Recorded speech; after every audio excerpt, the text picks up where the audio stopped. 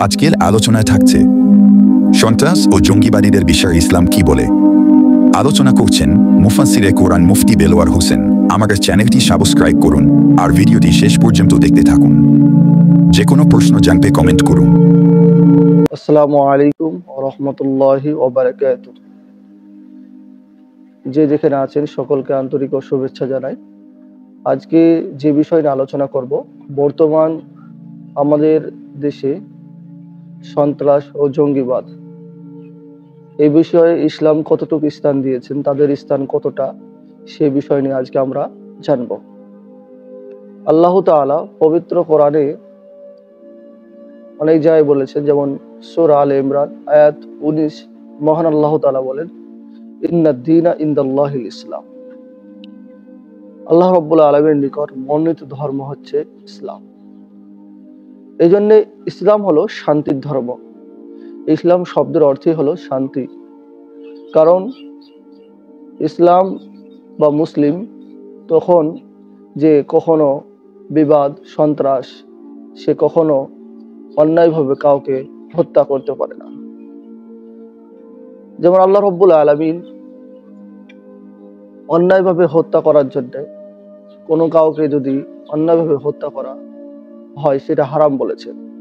যেমন পবিত্র কোরআনে আল্লাহ তাআলা বলেন, সূরা মাইদা আয়াত নম্বর 32, আল্লাহ তাআলা বলেন যে মান কতালা নাফসান বিগয়রি নাফসিন, যে ব্যক্তি অন্যায়ভাবে কোনো কাউকে হত্যা করলো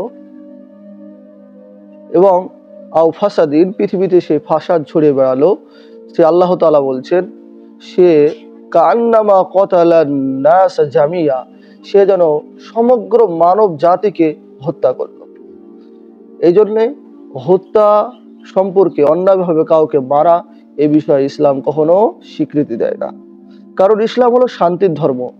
ইসলাম এমনভাবে এসেছে, যখন মুহাম্মদ সাল্লাল্লাহু আলাইহি ওয়াসাল্লাম যখন পৃথিবীতে এসেছিলেন, সেটা ছিল অন্ধকার যুগ, আমরা জানি। সেই যুগে আল্লাহ রাসূল সাল্লাল্লাহু আলাইহি ওয়াসাল্লাম তার আখলাক, তার চরিত্র, ক্যারেক্টারের মাধ্যমে ইসলামকে সুপ্রতিষ্ঠিত করেছেন। তাই ইসলাম কখনো সন্ত্রাস জঙ্গিবাদদেরকে আশ্রয় দেয় না। এই জন্য আল্লাহ রাব্বুল আলামিন সূরা মাইদাতে বলেছেন, 32 নম্বর আয়াতে আমরা জানলাম যে যে ব্যক্তি অন্যায়ভাবে হত্যা করলো, পৃথিবীতে ফাসাদ সৃষ্টি করলো, সে সমগ্র জাতিকে হত্যা করলো। ধিক্কার জানিয়েছেন মহান আল্লাহ তাআলা। যেন ইসলামের এটা দায়িত্ব নয়। আমাদের অনেকের প্রশ্ন যে জিহাদ মানে কি, অনেকের প্রশ্ন জঙ্গি মানে কি। জিহাদ ইসলামের পরিভাষায় জিহাদ বলা হয় যে আত্মসংযমকারী, নির্দিষ্ট কোনো একটা বিষয়ে নিজের জন্য নয়, নির্দিষ্ট বিষয়ে রাষ্ট্রীয় অনুমোদনে লড়াই করার নামই হলো জিহাদ। আজ বর্তমান ভারত পাকিস্তান, অর্থাৎ কাশ্মীরের যে পেহেলগাঁয়ে যে জঙ্গি বিষয়ে আমরা অন্যায়ভাবে তাদেরকে হত্যা করা হয়েছে, ধিক্কার জানায়। এটা হলো তারা জঙ্গি বা সন্ত্রাস। আর এই সন্ত্রাস বা জঙ্গিদের কখনো আল্লাহ তাআলা এদেরকে করতে বলেন, কারণ এরা নিজে নিজে ধর্ম পালন করে, নিজের মতন চলে, এরা ইসলামের কোনো অংশই নয়। আল্লাহ রাসূল বলেছেন, আল মুসলিম মান সালিম আল মুসলিমুনা মিন লিসানিহি। বিশ্বনবী বলেছেন, যে ব্যক্তি মুসলিম সেই যার হাতের দ্বারায়, মুখের দ্বারায় অন্য এক মুসলমান নিরাপদে থাকবে। কারণ এখান থেকে আমরা বুঝতে পেরেছি যে কাশ্মীরের যে ঘটনা ঘটেছে, একটা মুসলিম কখনো এই কাজ করতে পারে না। আর বুখারী শরীফের এই হাদিস থেকে বোঝা যায় যে মুসলিম কখনো অন্যায় অবিচার করে না। মুসলিমের চরিত্র হবে যে তার ভদ্র শিষ্টাচার, সে কখনো কারো ধর্ম নিয়ে বাড়াবাড়ি করবে না। কারণ পবিত্র কোরআনে আল্লাহ তাআলা বলেছেন, লা ইকরাহা ফিদ্দীনি, কারো ধর্মে জবরদস্তি করা যাবে না।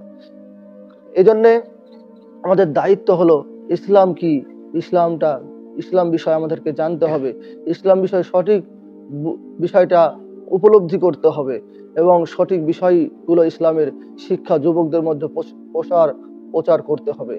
কারণ অন্যায়ভাবে হত্যা করার সম্পর্কে বিশ্বনবী সাল্লাল্লাহু আলাইহি ওয়াসাল্লাম আবু দাউদ শরীফের হাদিস এসেছে 3052 নম্বর হাদিসে আল্লাহ রাসূল বলেছেন, আলা মান যালামা মুআহাদান আও ইনতাকাসামা, যে ব্যক্তি অমুসলিমদের সঙ্গে চুক্তিবদ্ধভাবে অন্যায়ভাবে হত্যা করে আও ইনতাসাহ তাদের অধিকারকে খর্ব করা, আও কাল্লাফাহু ফাওকা তাকাতিহি এবং তাদের যে দায়িত্ব আছে তার বেশি চাপিয়ে দেয় সামর্থ্যের বাইরে, আও আখাযা মিনহু শাইয়ান বিগয়রি তাইয়্যিব নাফসি অন্যায়ভাবে কোনো কিছু সম্মতি গ্রহণ করে, ফাআনা হাজিজুহু ইয়াউমাল কিয়ামাহ কিয়ামতের দিন আমি তার জন্য অভিযোগ করব। আলাইহিস সালাম নিজে ধিক্কার জানিয়েছেন। এজন্য আমাদেরকে সঠিক বিষয়গুলো প্রচার করতে হবে, সঠিক বিষয়গুলো জানতে হবে ইসলাম সম্পর্কে। ইসলাম এমন এক ধর্ম, আমরা জানি ইসলাম ধর্ম আজ ইসলাম ধর্মের মানুষ পৃথিবীতে প্রায় দ্বিতীয় স্থান অধিকার করেছে। এই জন্যে ইসলাম ধর্মের ছায়াতলায় অনেক মানুষ ইসলাম ধর্ম গ্রহণ করছে। ইসলামকে সঠিক আমাদেরকে বিষয়টা ইসলাম কি সেই বিষয়ে আমাদেরকে সঠিক বিষয় জানতে হবে। ইনশাল্লাহ আমরা আল্লাহ তাআলা যে বিষয়গুলো বলেছেন কোরআন এবং হাদিস নিয়ে আমাদের জীবনযাপনকে পরিচালনা করতে হবে এবং সঠিক বিষয়গুলো জানতে হবে, তবে আমরা ইসলামের সঠিক পথে পরিচালিত হব। আমিন। আল্লাহ তাআলা আমাদেরকে কবুল করুক, সকলকে হেদায়েত দান করুক এবং প্রত্যেককে সঠিক পথে পরিচালিত করুক। আমিন।